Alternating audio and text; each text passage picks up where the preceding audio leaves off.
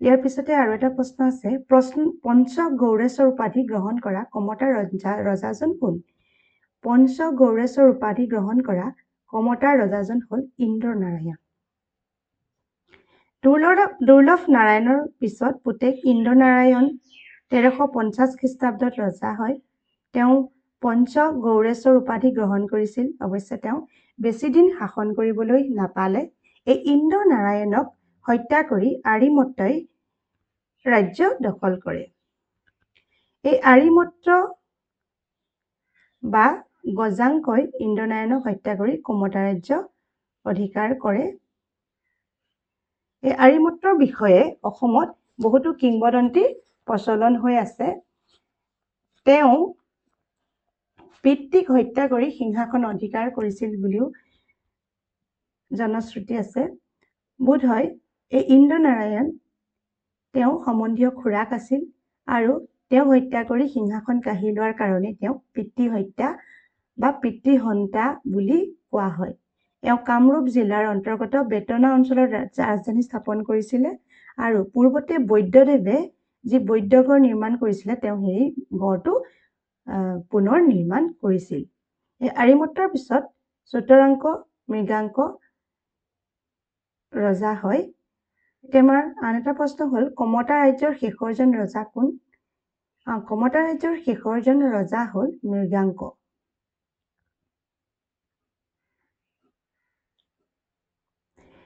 এই মৃগাংকই অপুত্ৰক অৱস্থাতে মৃত্যুমুখত পৰিছিল। ইয়াৰ পিছৰ প্ৰশ্নটো হ'ল, কমতাৰ খেন বা খান বংশৰ প্ৰথম ৰজা কোন আছিল? কমতাৰ খেন বা খান বংশৰ প্ৰথম ৰজাজন আছিল নীলধ্বজ।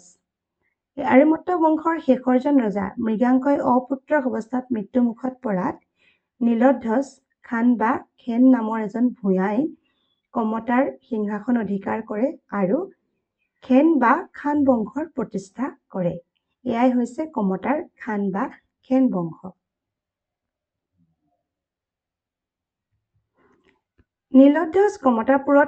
নীলধ্বজে কমতাপুৰত পুনৰ ৰাজধানী নিৰ্মাণ কৰি কমতেশ্বৰ উপাধি গ্ৰহণ কৰিছিল। কমতাপুৰৰ খেন বা খান বংশৰ ৰজাসকল হ'ল নীলধ্বজ, চক্ৰধ্বজ, নীলাম্বৰ। কমতা ৰাজ্য কোনে ধ্বংস কৰে? কমতা ৰাজ্য ধ্বংস কৰা ব্যক্তিজন হ'ল হুছেইন শ্বাহ। ৰজা নীলাম্বৰৰ বাঢ়ি অহা ক্ষমতাত সচকিত হৈ বংগৰ চুলতান আলাউদ্দিন হুছেইনে 1498 খ্ৰীষ্টাব্দত কমতা ৰাজ্য আক্ৰমণ কৰে। মুছলমান সৈন্যৰ হাতত নীলাম্বৰ পৰাস্ত হৈ ৰাজধানী এৰি পলাই যায়। কমতা ৰাজ্য অধিকাৰ কৰি হুছেইন শ্বাহে পুত্ৰ দানিয়েলক ইয়াৰ শাসনকৰ্তা হিচাপে নিযুক্তি দিয়ে। কিন্তু এই মুছলমানৰ শাসন দীৰ্ঘস্থায়ী নহ'ল। অচিৰেই ভূঞা নেতাসকলে একত্ৰিত হৈ দানিয়েলক হত্যা কৰি ইয়াৰ অৱসান ঘটায়। ইয়াৰ কিছুদিনৰ পাছতেই ভূঞাসকলৰো ক্ষমতাৰ অৱসান ঘটাই বিশু বা বিশ্বসিংহ নামৰ মেচ বা কোচ জাতীয় লোকে 1515 খ্ৰীষ্টাব্দত কোচ ৰাজ্য প্ৰতিষ্ঠা কৰে আৰু সমগ্ৰ কমতা ৰাজ্যত কোচসকলৰ শাসন প্ৰতিষ্ঠা কৰে। গতিকে কমতা ৰাজ্যৰ বিষয়ে আলোচনা আমাৰ ইমানতে শেষ হ'ল। ইয়াৰ পৰৱৰ্তী সময়ত আমি কোচসকলৰ বিষয়ে ভিডিঅ' লৈ আহিম।